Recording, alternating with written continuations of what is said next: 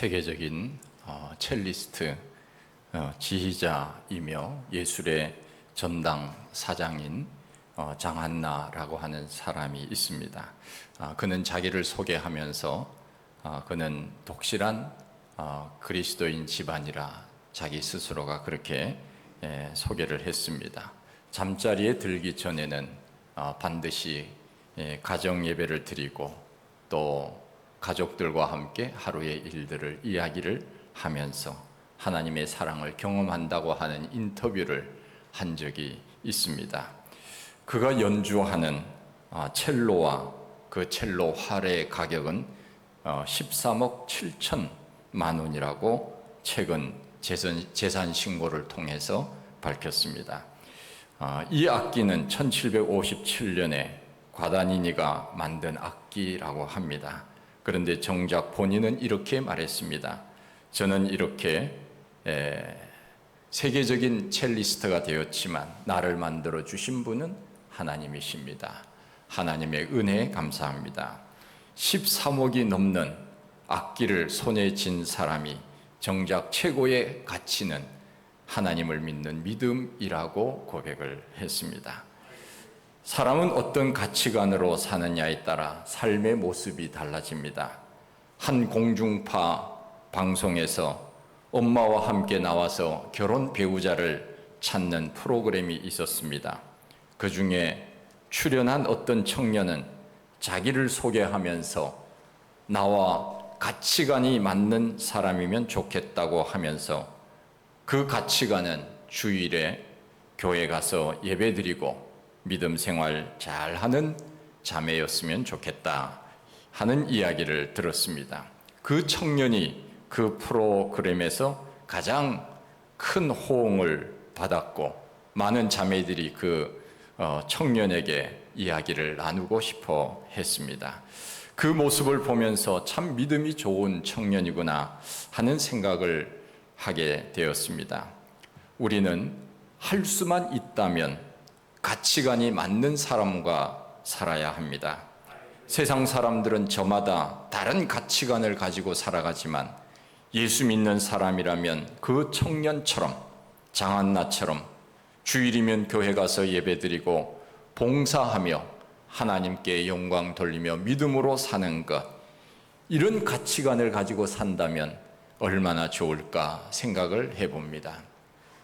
저는 목사이기 때문에 목회를 하는 사람으로서 주일이 되면 늘 자리를 봅니다. 오늘은 누가 왔구나, 누가 오지 않았구나.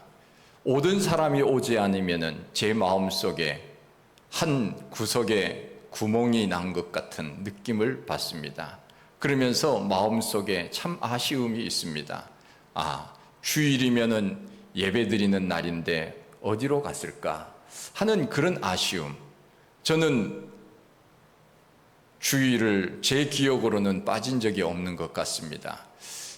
군대에 있을 때도 주일에 축구한다, 집합이다, 훈련한다, 그렇게 할 때도 저는 어떻게 하든지 저 교회를 바라보면서 주일은 교회 가서 예배드려야지, 그 사모하는 마음이 굉장히 컸던 것을 기억합니다.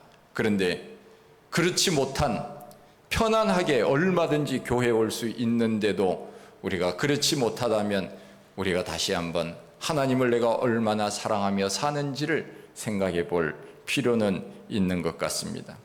우리는 스스로에게 대답하지 묻지 않더라도 이미 대답하고 있습니다.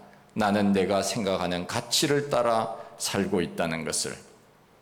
오늘 우리가 하나님 앞에 예배를 드리러 나옵니다. 내가 하나님 앞에 나와 예배 드리는 것이 얼마나 하나님이 좋아하시고 내가 살아가는 데 있어서 하나님을 나의 삶의 우선으로 산다고 하는 그 믿음의 가치가 얼마나 중요하고 하나님이 얼마나 그것을 귀히 여기실까라고 하는 것을 하나님께서 보고 계시지 않겠습니까? 오늘 본문 빌립보서 3장 8절에 바울은 놀라운 고백을 합니다. 내 주 그리스도 예수를 아는 지식이 가장 고상하기 때문에 모든 것을 해로 여겼고 그것들을 배설물로 여겼다고 했습니다.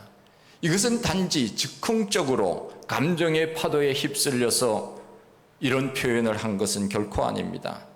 바울은 인생의 손익계산서를 완전히 예수 그리스도를 만난 다음부터 새롭게 써내려가는 것을 봅니다. 한때는 이것이 유익이라고 여겼던 것이 손해가 되었습니다.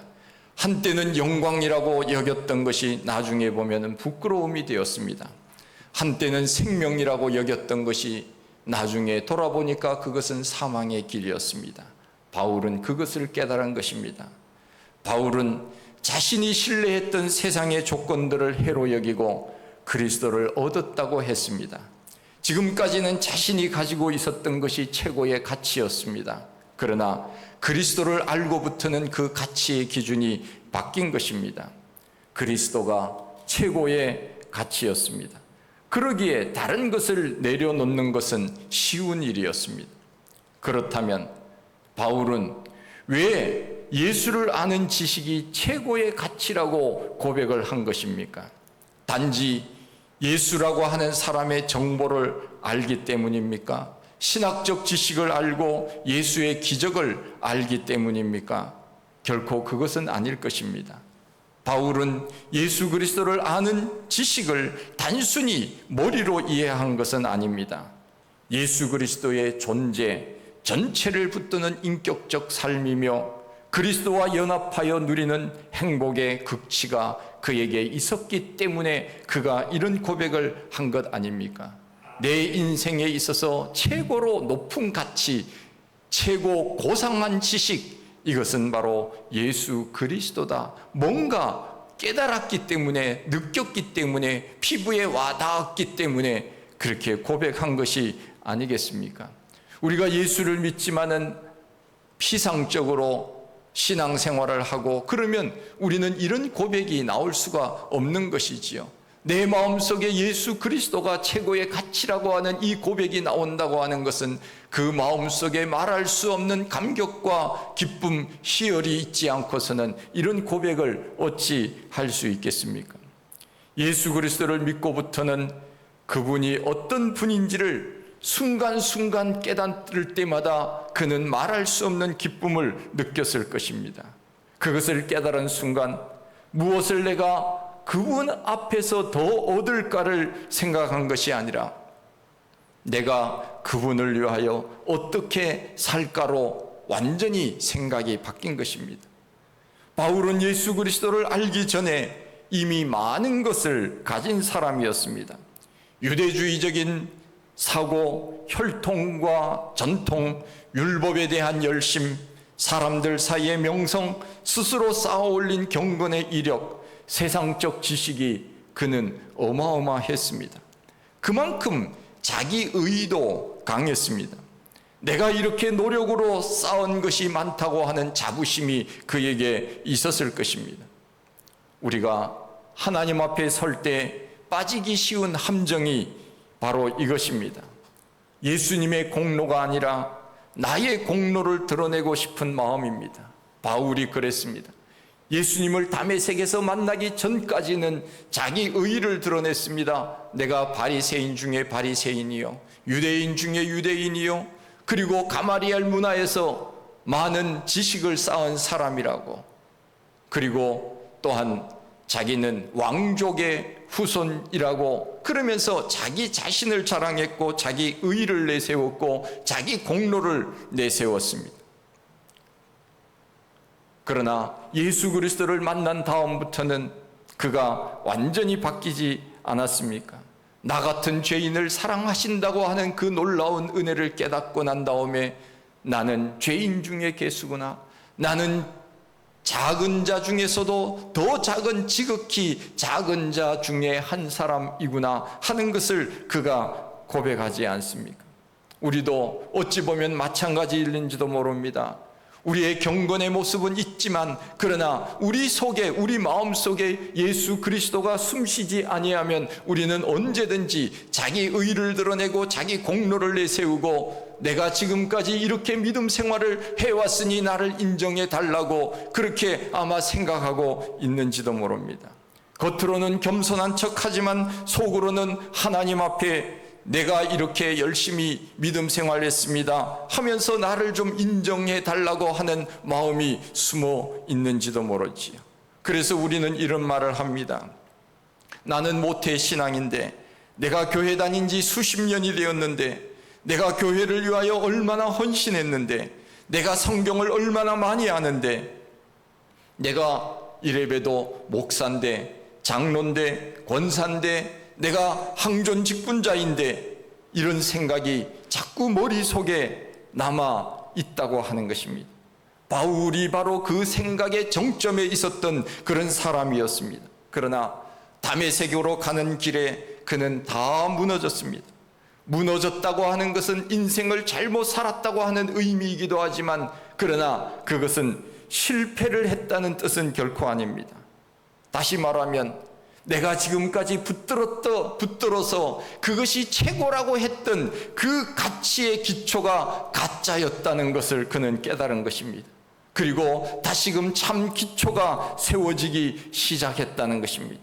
나를 떠받치고 있던 내 기둥이 무너지고 나를 붙드시는 주님이 드러난 것입니다.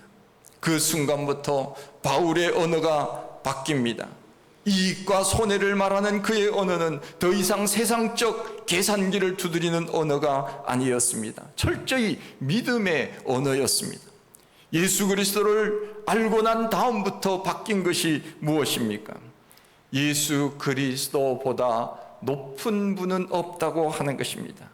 우리가 찬송가에 나와 있는 것처럼 주 예수보다도 귀한 것은 없네, 이 세상 부귀와 바꿀 수 없네. 할렐루야. 사실입니까?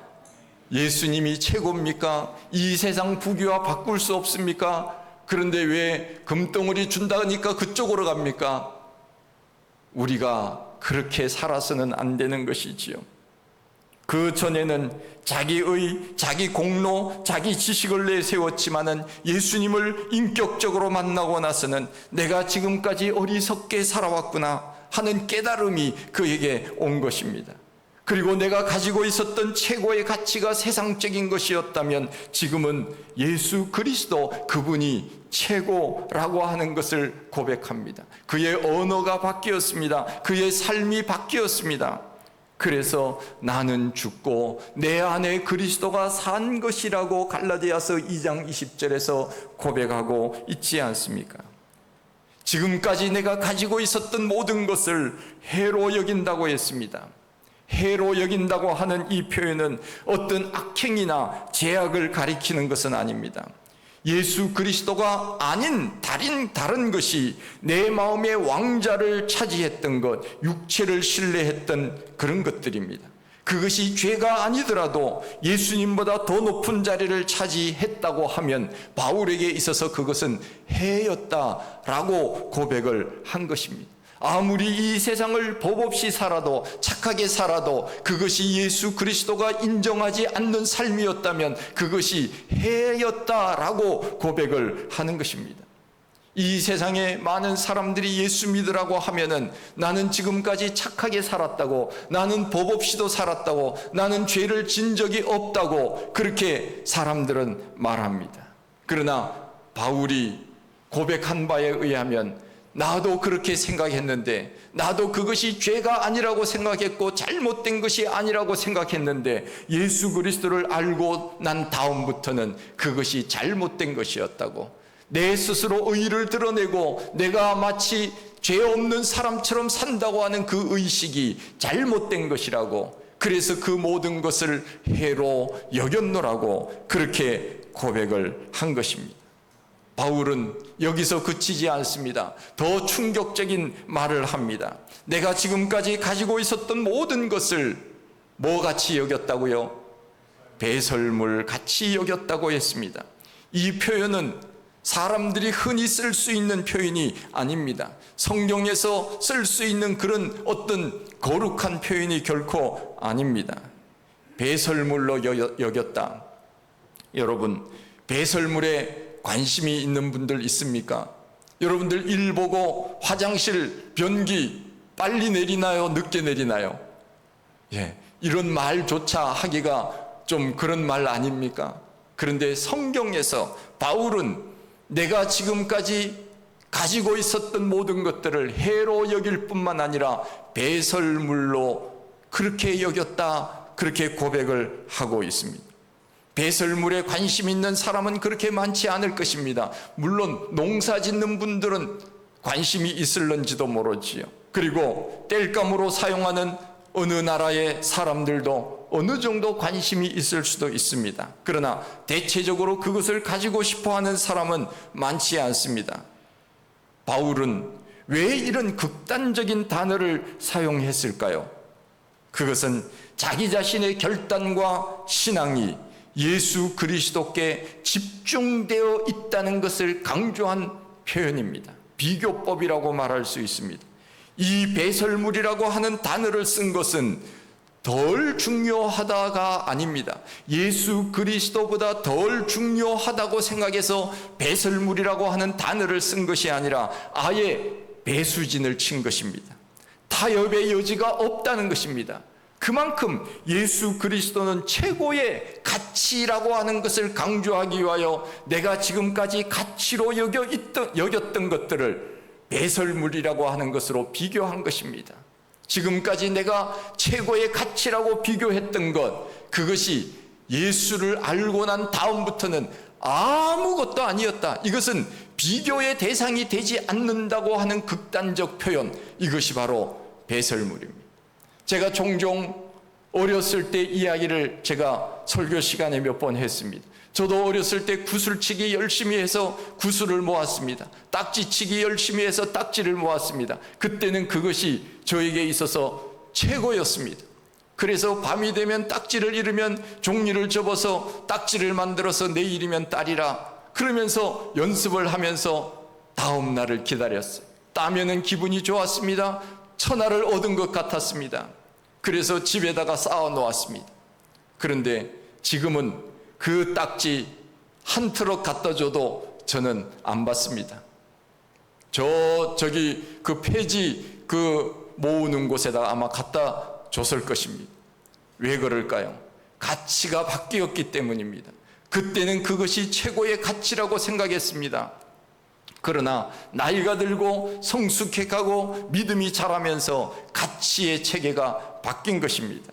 내가 최고의 가치라고 생각했던 것들이 예수 그리스도를 믿은 다음부터는 가치가 바뀐 것입니다. 생각의 차이가 높아진 것이지요.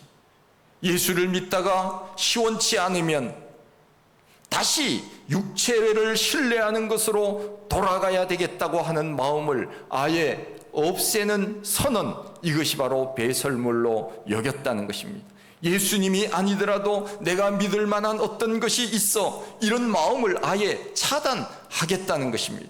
우리는 예수님 다음에 내가 믿을 어떤 권력자가 있어, 내가 믿을 만한 어떤 세상적인 사람이 있어, 재물이 있어, 이러면은 교회 열심히 아마 나오지 않을 수도 있을 겁니다. 왜요? 믿을 만한 것이 있으니까. 그래서 예수님께서 말씀하시지 않았습니까? 부자가 하늘나라에 들어가는 것이 낙타가 바늘기로 들어가는 것보다 어렵다고 말씀하신 뜻이 무엇입니까? 그만큼 부자는 의지할 것이 많거든요. 그러니 하나님의 나라를 사모하지 않는 것입니다. 바울이 모든 것을 배설물로 여겼다고 하는 것은 그야말로 더 이상의 타협은 없다는 것입니다. 세상에 그 어떤 것을 의지할 만한 것이 나에게는 없어졌다고 하는 선언입니다. 이 말을 우리가 오해해서는 안 됩니다. 모든 것을 다 배설물처럼 버렸으니 이제 나도 그렇게 해야지. 가정도 버리고 직장도 그만두고 학교도 그만두고 기도원 들어가서 주님만 생각하면서 살아야지. 그런 뜻은 결코 아닙니다. 우리가 살아가는 삶의 자리에서 최고의 자리, 그 정점에 예수 그리스도를 모시고 살라는 것입니다. 할렐루야. 우리는 내가 무엇을 하든지 우리의 머릿속에는 온전히 예수 그리스도, 그분으로 인하여 내가 오늘 살고 있고, 그분으로 인하여 내가 오늘 생명을 유지하고 있고, 내가 그분을 위하여 살아갈 의미가 있다고 하는 그 생각, 그 마음이 바로 예수 그리스도를 마음 중심에 모시고 사는 것입니다. 여러분, 어둠에서 촛불은 얼마나 귀한지 몰라요. 저도 어렸을 때 초등학교 졸업할 때 그때쯤 돼서 집에 전기가 들어왔어요. 그 전에는 그야말로 촛불이나 호롱불, 호야 이런 것들을 켰던 기억이 납니다. 그런데 해가 떠오르면은 그런 것들은 더 이상 켜지 않습니다. 촛불은 해가 뜨기 전에 어두울 때 촛불은 귀한 것입니다. 해가 뜨면 촛불은 효력을 상실합니다. 그렇다고 그것이 필요 없는 것입니까? 그것이 나쁜 것입니까? 결코 그렇지 않습니다. 어둠 속에서는 촛불이 얼마나 귀한 존재인지 모릅니다. 그러나 해가 떠올랐는데도 불구하고 여전히 나는 촛불을 켜야지 촛불을 붙들고 있다면 그것은 어리석은 일입니다. 예수님이 최고라고 하는 것을 아는 순간 우리가 자랑하는 다른 빛들은 스스로 빛을 잃는 것입니다. 그렇다면 오늘 우리가 내려놓아야 할 것이 무엇입니까? 우리에게 붙잡고 있는 그 촛불은 무엇입니까? 예수님보다 더 높은 자리에서 그것을 아직 놓지 못하고 믿음 생활을 제대로 하지 못하는 것이 있다고 한다면 그것이 무엇입니까? 무엇이 나를 믿음 생활을 제대로 하지 못하게 만드는 것입니까? 세상의 성공입니까? 세상의 재물입니까? 내가 쌓아온 자존심입니까? 이력들입니까? 그것이 죄가 아니더라도 예수님보다 더 높은 자리를 차지하고 있다면 우리는 그 촛불을 내려놓아야 합니다. 그래야 주님과 온전한 교제가 이루어지고 믿음으로 성숙한 사람으로 주님을 기쁘시게 하며 살아갈 수 있는 것입니다. 종교개혁자 깔뱅은 우리 마음이 우상 공장이라고 했습니다. 우리 마음 속에는 예수님보다 더 높은 것들이 여전히 얼마나 많이 있는지 모릅니다. 믿지 않는 사람들이 우상 앞에 절하고 고목나무 앞에서 큰 바위 앞에서 절을 하고 복을 달라고 하는 것만 우상이 아니라 우리 마음속에 예수 그리스도보다 더 크게 느껴지고 사는 것, 이것이 바로 우상이라고 깔뱅은 우리 마음속에 우상 공장이 있다고 이야기를 한 것입니다. 여러분, 예수님을 아는 지식이 가장 고상하다, 예수님이 최고의 가치라고 하는 이 표현은 그냥 즉흥적이나 감상적인 바울의 고백은 아니었습니다. 그가 그것을 고백한 다음에 그는 얼마나 주를 위하여 수고하고 애썼습니까? 순교의 자리를 마다하고 복음을 전하며 그렇게 살지 않았습니까? 예수 그리스도를 진리라고 터득한 순간부터 한 번도 주를 부인하지 아니하고 우리 주님을 위하여 자기의 목숨까지 버렸던 사람이 바로 바울이었습니다. 왜 바울은 예수 그리스도가 최고의 가치라고 생각을 한 것입니까? 그것은 하나였습니다. 바로 우리에게 영생을 주시는 분이기 때문에 그렇습니다. 내 과거의 죄의 문제를 해결해 주시고 현재의 삶과 미래의 생명까지 보장해 주시는 분이기 때문에 그분이 최고의 가치라고 하는 것입니다. 이 세상에 영원한 생명을 주시는 분이 예수님 말고 또 누가 있습니까? 없습니다. 사람들이 몰라서 그것이 나에게 복을 준다고 사람들이 절을 하고 손을 빌고 복을 달라고 하지만 그곳에는 복이 없습니다. 가짜 복입니다. 영생이 없습니다. 우리는 우리 스스로 구원을 받을 수 없지요.